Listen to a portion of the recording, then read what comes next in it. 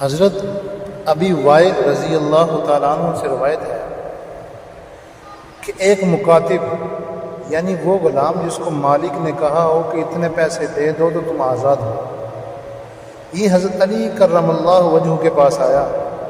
اس نے کہا کہ ذرے کتابت ادا کرنے سے عاجز ہوں، آپ میری مدد کیجئے۔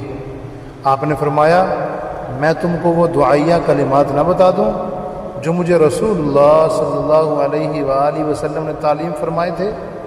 اگر تم پر کسی بڑے پہاڑ کے برابر بھی قرضہ ہوگا تو اس دعا کی برکت سے اور اللہ کے حکم سے وہ ادا ہو جائے گا۔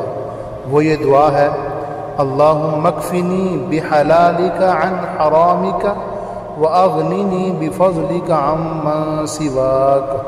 الفاظ صحیح یاد ہوں گے تو دعا بھی صحیح مانگی جائے گی۔